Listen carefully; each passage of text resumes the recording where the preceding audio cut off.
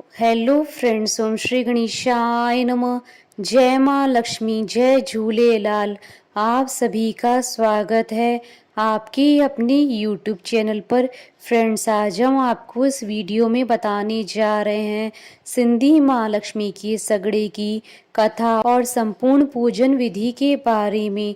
Friends, video शुरू करने से पहले आपसे रिक्वेस्ट है, अगर आप हमारे चैनल पर नए हैं और आपने अभी तक चैनल को सब्सक्राइब नहीं किया है तो प्लीज़ सब्सक्राइब कीजिएगा चैनल को, साथ ही प्रेस कीजिएगा बेल आइकन को, जिससे नए वीडियो से रिलेटेड नोटिफिकेशन आपको तुरंत प्राप्त हो सके। और वीडियो पसंद आने पर वीडियो को लाइक और शेयर ज़रूर कीजिएगा ताकि सभी भक्तों को इस वीडियो का लाभ प्राप्त हो सके। और कमेंट बॉक्स में जय माँ लक्ष्मी जरूर लिखिएगा। तीज त्योहार किसी भी धर्म व संस्कृति की पहचान व धरोहर होते हैं। हमारे देश में विभिन्न धर्म व समुदाय के लोग एकजुट होकर रहते हैं। यहाँ के लोग सभी धर्मों के त्योहार एकजुट होकर मनाते हैं। यूं तो श्राद्ध पक्ष में पितरों के निमित्त दान करने की परंपरा है, किंतु 8वें श्राद्ध के दिन सिंधी समुदाय के लोग महालक्ष्मी पर्व को मनाते हैं। इस दिन धन की देवी लक्ष्मी जी की पूजा की जाती है। फ्रेंड्स, अब आइए जानते हैं महालक्ष्मी के सगड़े की संपूर्ण पूजा विधि के बारे में।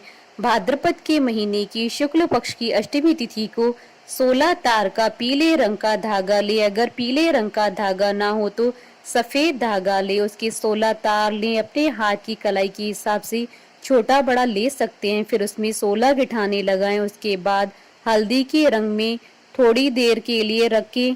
अब उस 16 तार के कच्चे सूत के धागे को माँ लक्ष्मी के आगे रखें और माँ लक्ष्मी से प्रार्थना करें। जो भी आपकी मन की मुराद हो मन में बोलें।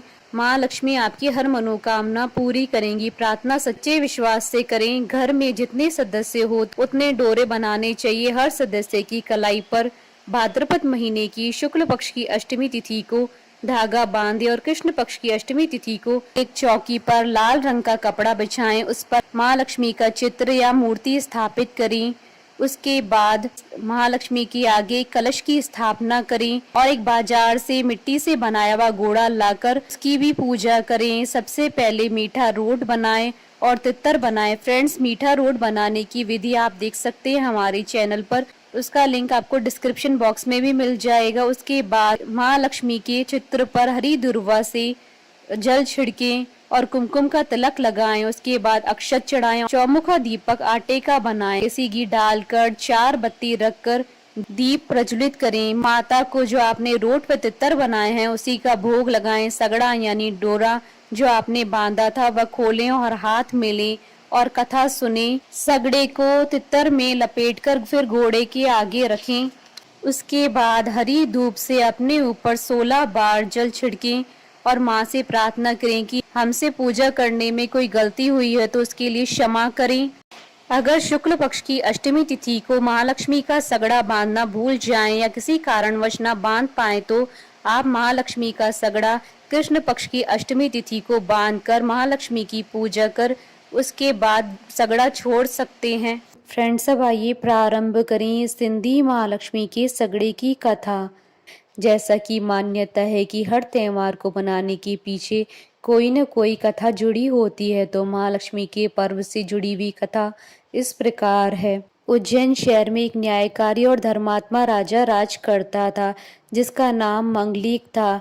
उनके राज्य में बड़ी एकता थी और प्रजा उनसे बहुत खुश थी। एक दिन राजा शिकार करते करते जंगल में गए।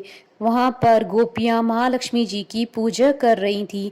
पूजा पूरी होने के पश्चात एक गोपी ने राजा के पास आकर उनको महालक्ष्मी जी का सगड़ा दिया और व्रत की विधि बताई, जो इस प्रकार है। सिंधी भाद्रपद महीने की शुक्ल पक्ष की अष्टमी तिथि को महालक्ष्मी का व्रत रखकर पूजा करें और हल्दी के रंग में कच्चे सूत की 16 तारें बनाकर एक सगड़ा बनाएं और उसमें 16 गठाने लगाएं।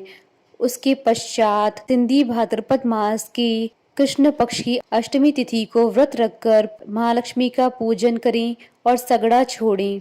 राजा ने गोपियों से वह सगड़ा लिया और आकर अपनी स्त्री चंद्रावती को दिया और व्रत की पूरी विधि और महिमा बताई। उसके पश्चात राजा दरबार में चले गए, लेकिन रानी ने अपमान में आकर वह सगड़ा नहीं पहना और उसको फेंक दिया, जिसके कारण उसको बहुत दुख देखना पड़ा। एक दिन की बात है, राजा और रानी सुबह उठे तो राजा की नजर खिड़की के बाहर पड़ी, जहां उन्होंने किसी इंसान को देखा।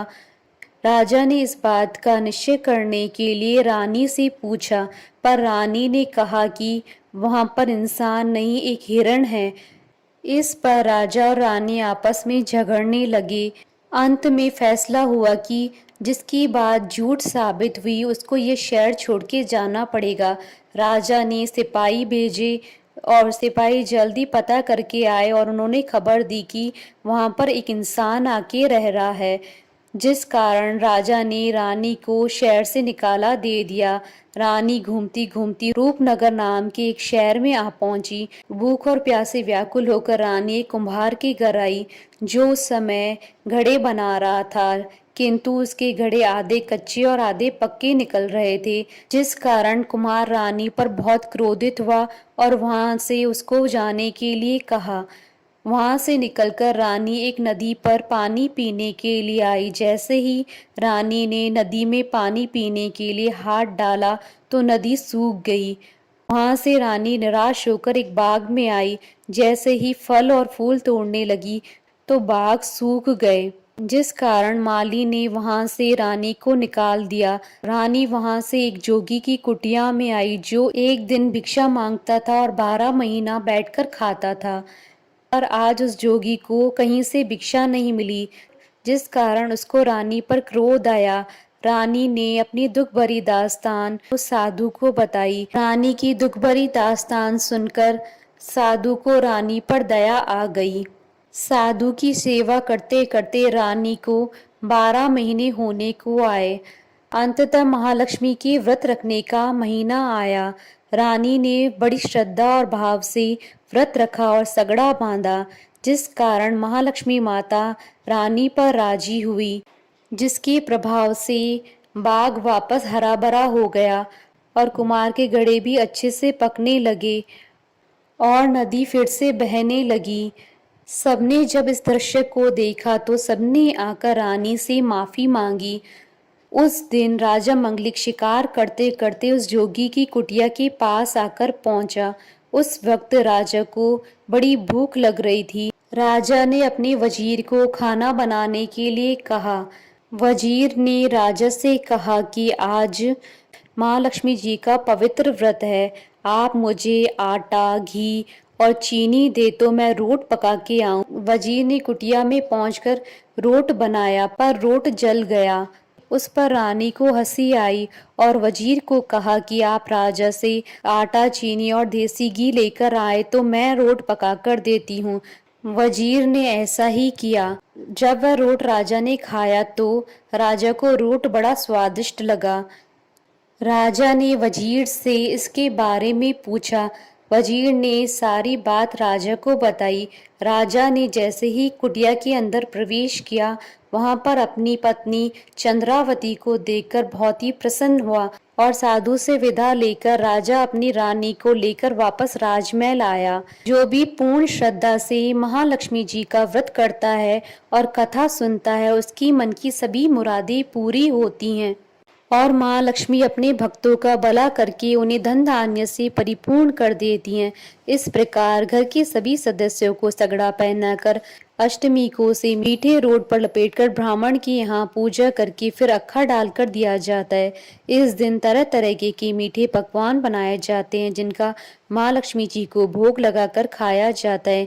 इनमें प्रमुख है सतपुड़ा, सेवैयाँ, मीठे गच, मीठे चावल, खीर आदि। यह त्योहार हमें यह संदेश देता है कि धन का कभी घमंड नहीं करना चाहिए। जो भी लक्ष्मी जी का अनादर करता है, माँ लक्ष्मी जी वहां से रुष्ट होकर चली जाती है। जो नम्रता और आदर से लक्ष्मी जी का आह्वान करता है, उनके यहाँ लक्ष्मी सदैव निवास करती हैं। बोलिए माता महालक्ष्मी जी की जय। हमारे साथ इस वीडियो में अंत तक बने रहने के लिए आपका धन्यवाद। ओम श्री गणेशाय नमः। जय माँ लक्ष्मी।